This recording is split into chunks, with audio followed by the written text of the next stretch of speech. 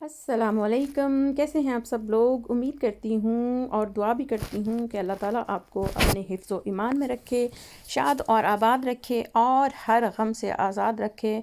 आमीन सुम्मा आमीन। इस दुआ के बाद हम आज बनाने जा रहे हैं एक ऑमलेट, जो कि बहुत सारे फ्रूट्स से बनता है। जब मेरे बच्चे छोटे थे तब मैं बनाया करती थी, लेकिन वो सिर्फ़ मैं एप्पल से बनाती थी, इतने सारे फ्रूट्स नहीं डालती थी।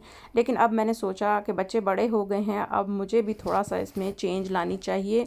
तो फिर मैं अब इसको चेंज करके बनाती हूँ और ये सारी चीज़ें मैं इसमें ऐड करूँगी ताकि ख़ूबसूरत भी लगे और सेहत के लिए भी अच्छा हो। तो इसके लिए मैंने 6 एग्स लिए हैं और 3 वनीला साशे शुगर के लिए हैं, और ये तीनों मैं ले लूँगी और इसमें डाल दूँगी। और इसके बाद थोड़ा सा नमक है और हाफ़ कप कंडेंस मिल्क है 7.5% वाला, और थोड़ा सा तेल लगेगा इसमें। और ये सारे फ्रूट्स इसमें जाएंगे। ये प्लम है, ज़रा खट्टा होता है, ये बड़ा मज़े का लगता है इसमें। ये मैंने छोटा छोटा काट लिया और हाफ़ कप ये मैं इसमें डालूँगी। और इसके बाद हाफ़ कप ही मैंगोज़ हैं, हाफ़ कप बनाना है, हाफ़ कप ही एप्पल है, हाफ़ कप बॉइल्ड पोटैटोज़ हैं, और हाफ़ कप ये एक दूसरा वाला प्लम है। ये सारे मैं इसमें डालूँगी और इन सबको हम मिक्स एंड मैच करके तो फिर बनाएंगे। चलिए प्रोसेस स्टार्ट करते हैं। अंडों को हमने अच्छे तरीके से फेंट लेना है, और इसके बाद ये जो मिल्क है, कंडेंस मिल्क, इसको मैं एक बड़े बाउल में थोड़ा सा डाल के इसमें मैं नमक ऐड कर दूंगी। और ये जो शुगर है, वनीला शुगर, इसको मैंने इसमें निकाल लिया, ये वाली। अगर आपको शुगर कम लगे या ज़्यादा लगे तो इसको आप थोड़ा चेंज कर लें क्वांटिटी। तो इन सारी चीज़ों को ये जो है मिक्स करना है हमने सबको अब।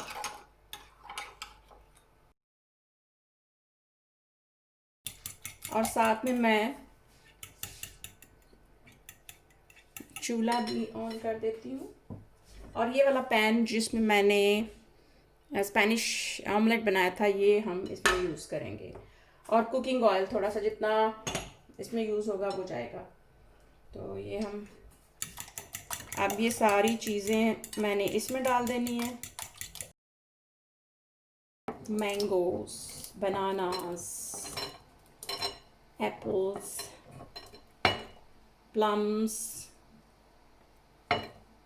और बॉइल्ड पोटैटोस, और ये आड़ू, ये सारी चीज़ें मैंने इसमें डाल देनी है। और इसको ऐसे करके मिक्स कर लेना है। आप इस पॉइंट पे चाहें तो इसको चेक कर लें, आपको चीनी और चाहिए या कोई भी चीज़, क्योंकि फ्रूट्स मीठे हैं तो मेरे लिए तो ये काफ़ी है। और इसके ऊपर ऑप्शनल है, अगर आप ड्राई फ्रूट्स वगैरह डालना चाहें। पैन हमारा थोड़ा थोड़ा गर्म होने लग गया है। पहले मैंने इसको तेज़ हीट पे किया है।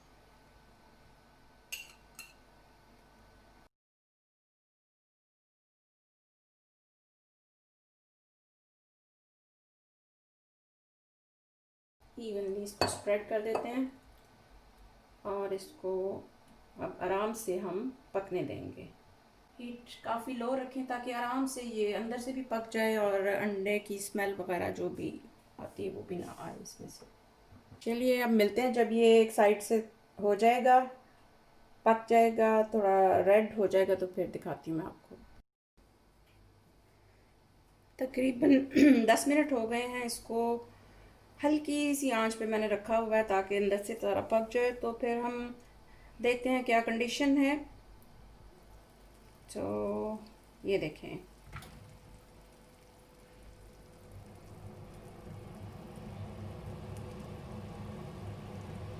इस तरह से हुआ है।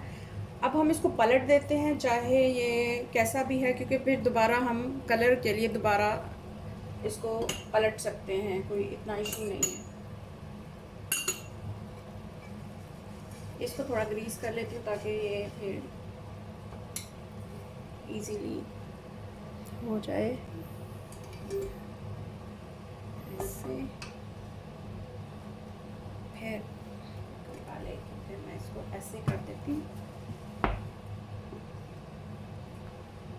मैंने पलट लिया है, देखते हैं कि क्या कंडीशन है। इस तरह से है।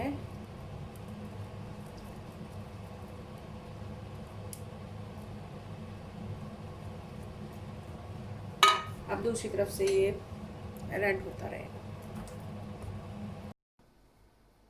अब तकरीबन 10 मिनट हो चुके हैं और अब हम चेक करते हैं इस साइड से कैसा है। बहुत स्लो है हीट, तो इस वजह से ये स्लोली ही पकेगा, पर जैसा भी है मैं इसको चेंज कर देती हूँ और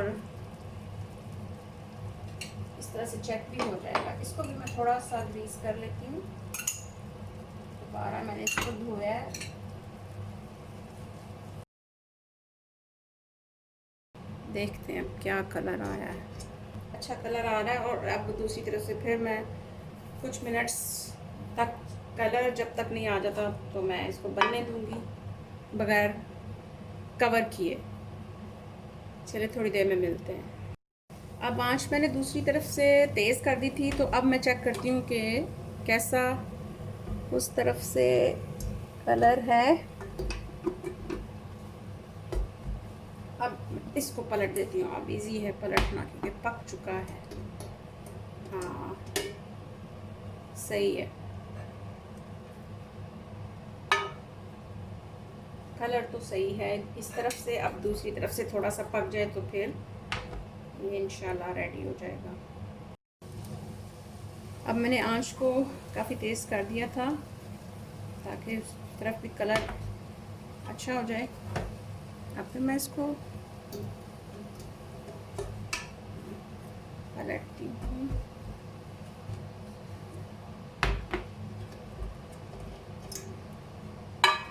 ये देखें परफेक्ट, ये पक चुका है। अब मैं चूल्हा बंद कर देती हूँ और इसको ठंडा होने के लिए कुछ देर के लिए रख देती हूँ और फिर दोबारा वापस आता हूँ। अब ये ठंडा हो चुका है, मैं इसको पलट देती हूँ इसमें।